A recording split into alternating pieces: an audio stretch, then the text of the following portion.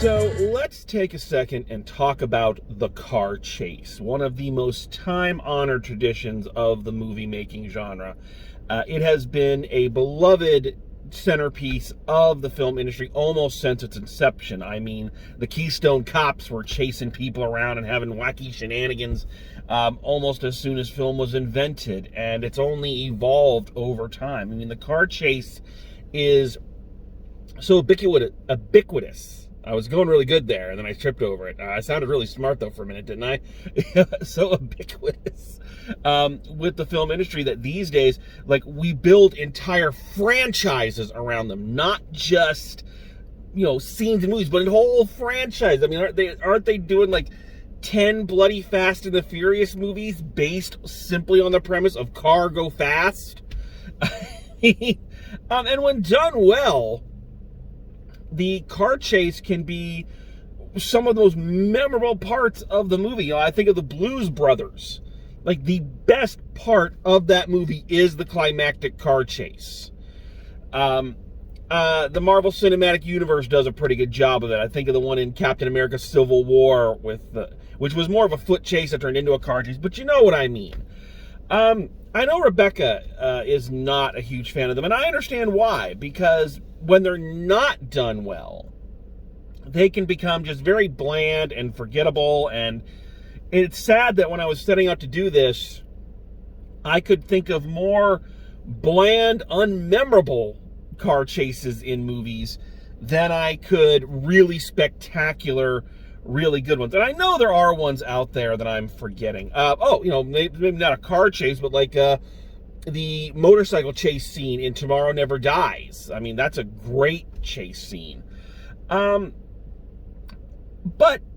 the point is that the chase scene is a time-honored trope. We love a good chase scene, and movies love a good chase scene. But even though we've built entire franchises around the concept of a chase scene, I can only think of one film where the entire movie was one long chase scene. Everything happens within the confines of that chase scene. And that brings us to the topic of today's discussion, 1994's aptly named The Chase, starring Charlie Sheen and Kristy Swanson. So I've been wanting to do this one for a while for a couple of reasons, not the least of which it was one of the only films I've ever had a request to do. When I first started doing Forgotten Gems, somebody left a comment, I think it was on the Heart and Souls review, I could be wrong about that, but requested this film. And I was like, that's a great idea. The problem was, it took me a very long time to track down a physical copy of it. It's like, it was not the easiest film in the world to get a hold of, which is kind of funny. The other reason I really wanted to talk about this one is because this film was a staple of HBO for like 2 years back when I was a kid. Teenager, but still kid. It was one of those films that was on like every other day and sometimes multiple times. And I remember watching it quite a bit and pretty much enjoying it. So it's one of those movies that I wanted to revisit and go, was this actually as fun and as good as I remember it being? Or was I just, a kid taken in by, car go vroom vroom, So I was very excited and maybe a little skeptical to revisit, because I've done that before where I've gone back and watched movies that I loved as a young man or as a kid and went, oh shit.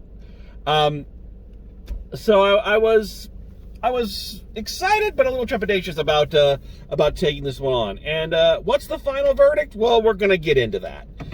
So first, before we get into all that, for those who might not know or might not remember, so what is this movie about? Well, it's about a car chase. Well, clearly. But let's see if we can do a little better than that. So the film stars Charlie Sheen as a man who was convicted of a crime he did not commit, one of those great catchphrases from that era of filmmaking, who manages to escape prison prior to being transferred and is on the run. The film opens with him arriving at a gas station to try to fuel up a stolen car. In the gas station is Kristy Swanson. Just two people minding their own business, going their own ways. Two policemen come in and hear on their radio the APB put out for Sheen's character. Sheen, realizing he's about to be caught, reacts instinctively, grabs Kristy Swanson, sticks a candy bar in her back, pretending it's a gun, and essentially kidnaps her into her Lamborghini and takes off down the freeway with her as a hostage, which a high-speed cop chase ensues as he is trying to evade the police and deal with, this hostage who obviously doesn't want to be there and who he didn't really want to be there because that was not his plan. And as the chase progresses and things get crazier and more violent and things start to get out of control, of course, the news media picks up on it and it becomes this huge story as, they flee the country trying to head to Mexico. And of course, along the way, Kristy Swanson and Charlie Sheen get to know each other. They learn each other's pains and story, and of course they fall in love and become like a Bonnie and Clyde duo. So that's your film in a nutshell. So the first thing I have to say, and I've already mentioned it, but it bears repeating. One of the things I really love about this movie is that it is one of the most unique concepts. And it's such a basic concept. It's a concept that you'd think would have been done more. And if there are, I feel like there has been other films that have done this, but I could be wrong. But none of the others springs to mind, which is crazy because it does seem like such a basic idea of just set the whole movie in the car chase. And they do. Once they get in the car, it never stops. And in a way, the action never stops. Even in the scenes where Kristy Swanson and Charlie Sheen are just having dialogue and just getting to know each other, anytime they do a shot of both of them, it wouldn't even be a wide shot, I don't think, because, it's not getting much in, but anytime they do a wide shot that you can see both seats, you can still see the cop cars, like, swinging and dodging and trying to get at them behind them. So it never lets up with that tension of the moment, even when there is levity. And I just think it's really, that alone is enough to kind of make it memorable. It also helps that the film itself is actually pretty damn good. So there's your answer. Does it hold up? I think in 90%, yeah, I think this film holds up really well. Say what you want, and you can, about Charlie Sheen. As a human being, he is an asshole. He is one of the premier assholes. Okay, this is not me coming in and trying to defend Charlie Sheen as a person. He's just fucked up. And he always kind of has been fucked up. That's always kind of been his thing. From even reports back in the day. But say what you will, he was a talented performer. I kind of feel like him in a way, not in the same vein. I feel like him almost the same way I think when I think of Lindsay Lohan. The difference is that Lindsay Lohan had parents who totally fucked her over and only aided in turning her into what she would eventually become. She was an innocent. Charlie Sheen seems to have done most of it himself, so obviously there's a difference. But in both cases, these are very talented people who unfortunately were just undone by their own hubris, and it's really sad to see. But that being said, Charlie Sheen, especially at this point in the 90s, and I'm sorry about the glare, he was just a really reliable hand in movies like this. He was a name. He could play action. He could play comedy. He was really good at comedy. I mean, he stars in two of my favorite comedies of all time, the Hot Shots movies. So he was not untalented, and he had a certain amount of sympathetic charisma. It was a thing that he could do and do very well. hence why he was such a big star at the time.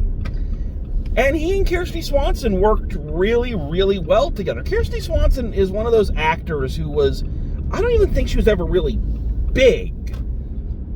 She was kind of a poor person's Elizabeth Shue, and this is not a slam on Elizabeth Shue, and it's not really meant to be a slam on Kristy Swanson either. It's that she was talented, and she brought a certain Valley Girl energy to her performances, but she never really caught on, you know? Of course, today she's best known as the original Buffy the Vampire Slayer. Should I do that movie on here? Is it okay to talk about movies like that again? I don't know. Probably not. Let's forget about it. And she played that type of character very, very well. And her character, Natalie, the character she plays in this one, is very similar to that Buffy kind of archetype, you know, rich girl, but wanting to rebel, wanting to break out, and not just for no real reason. She has reasons for what she's doing. And she and Sheen have really good chemistry together, almost to the point where I'm kind of surprised they didn't do a few more movies together, because they really worked well off of each other as a leading couple. And I don't know, I don't think they'd ever be the next, you know, Bogart and Bacall, but I think they could have, you know, done some neat stuff together, more films kind of in this vein, these fun little, you know, junker action films. I think they could have had a good run at that. And it's kind of sad that they for one reason or another, that just kind of happened to derail, or no one ever thought of it. I don't think this movie did too well in its initial run, hence why it was on HBO for so long. So that could have put a kibosh on it, but they have really good chemistry. There are a lot of other character actors in this, you know, most notably kind of the late Wayne Grace, who just passed away this year, you know, one of those very steady hands. But if there were other co-stars, I think that nod has to go to these two cop characters who get involved in the chase, and they're our primary point of view characters for the police during all of this. So there are these two cops that are filming a episode of a Cops knockoff. It doesn't hide that it's trying to be a Cops knockoff, who get involved in this chase. And these cops, played by Henry Rollins and Josh Mostel, kind of represent the worst of the police and the best of the police in one car. Henry Rollins' character is this guy who, you know, clearly got into being a cop for the power, the ego, this idea of excitement. He refers to himself as a standard issue street soldier. You know, he loves the publicity, he loves the spotlight, he fancies himself Dirty Harry and all of this. Whereas Josh Mostel's character is more of a real guy. And there's this wonderful scene. It's a very brief thing, but there's this great scene where the guys filming the Cops episode behind them ask, you know, have you ever shot a guy? And Henry Rollins' response is almost like he's ashamed of it. Like, no, not yet. You know, and Josh Mostel comes in with, yeah, I did. And it felt like shit. You know, it's not fun. I killed a person, but I had to do it. And if push came to shove, I'd do it again.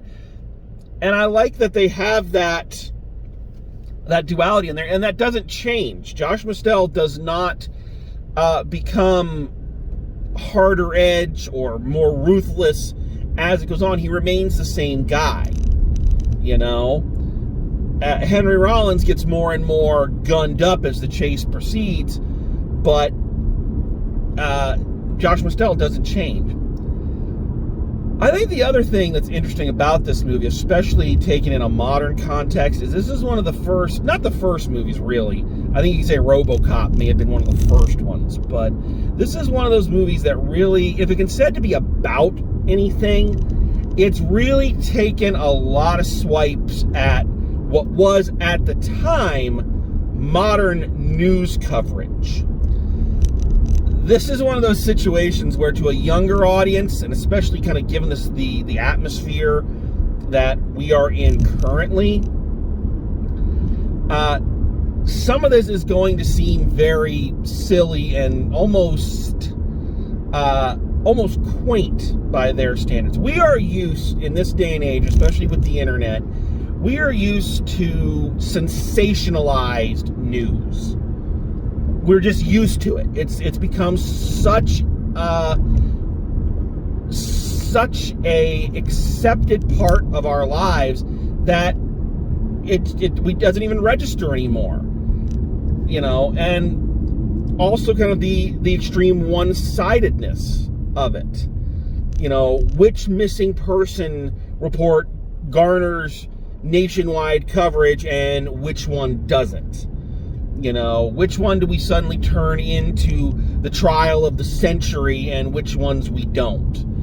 Again, this has become such an ingrained part of our lives that we don't really stop and remember that back in the 90s, especially the early to mid 90s when this film came out, that stuff was just kind of gaining heat. Things like hard copy, and I'm trying to think, there was another one that was really big back then, and I can't think of it right now, but hard copy is the one that jumps right to mind. You know, the tabloid news channels, you know, that were more interested in the pop and grabbing your attention with sensationalism than giving you any kind of actual facts or information.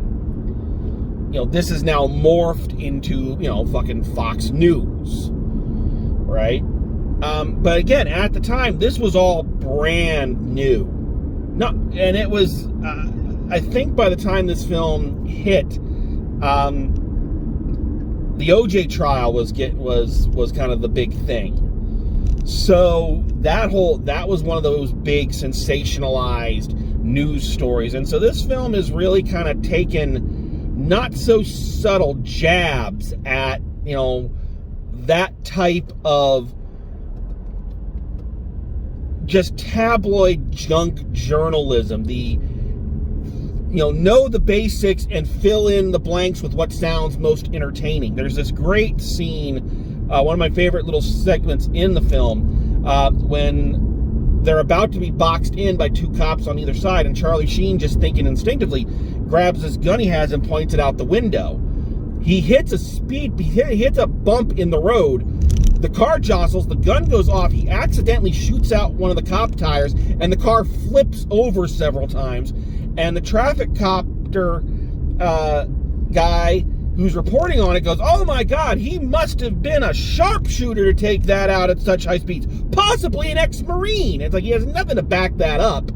But then it cuts into Charlie Sheen in the car going, "Holy shit, I didn't mean for that to happen." You know, and as the chase gets going and as it progresses, they cut back and forth to these journalists more and more and more, just piling it on and making it more and more sensational, coming up with these, you know, graphics and naming the story, you know, hostage at 500 miles an hour, you know, just coming up with these cutesy titles, things that were very popular at the time. A lot of news channels did this.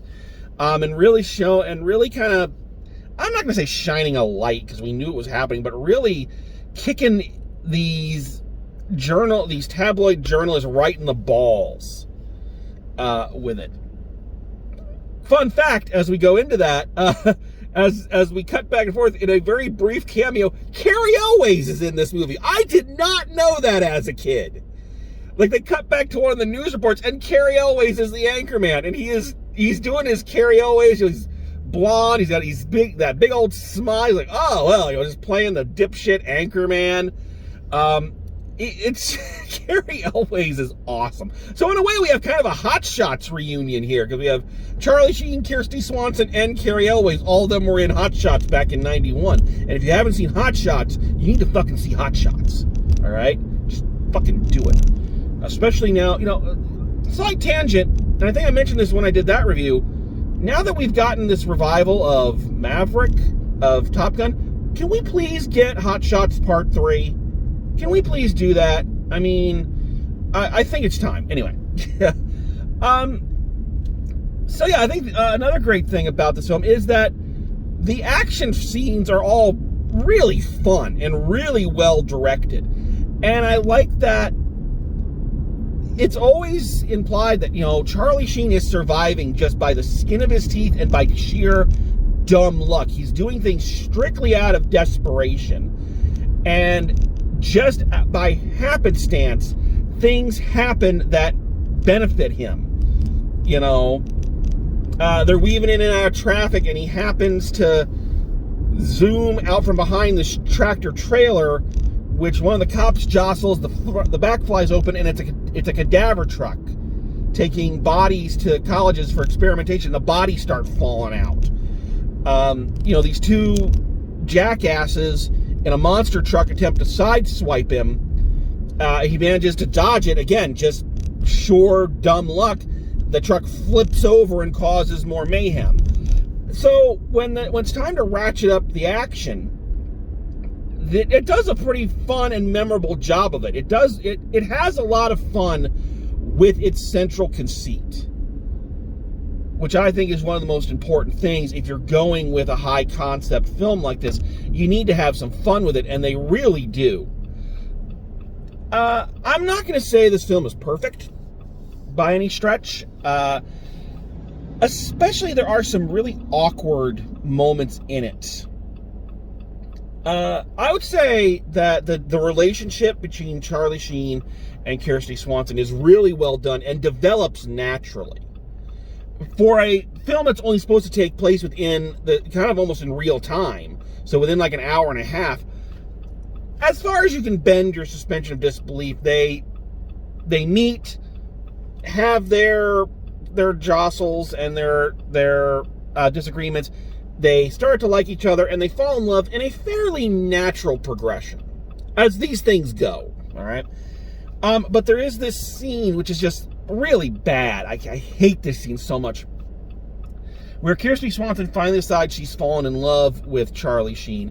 She unbuckles her seatbelt and climbs into his lap, and they're like making out and shit while he's driving, and then suddenly the film becomes, the end of Grease, where like the car's flying and there's all these colors going by, and I don't know if that's like supposed to be how it feels in Charlie Sheen's mind or her mind, like it's this great release for the both of them, and that's what they're trying to go for, but it just looks goofy and stupid, and again, you have to suspend your disbelief a lot for a film like this, but just her in his lap while he's trying to evade the cops, like he would have crashed that fucking car for sure. Come on.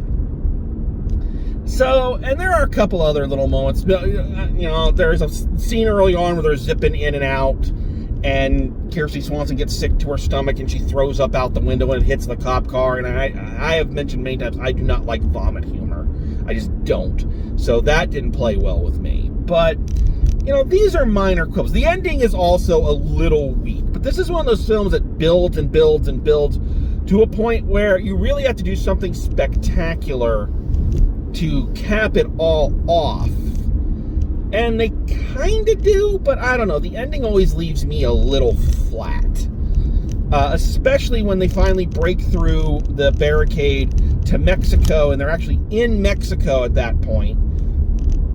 And they're all just kind of driving around in one big circle.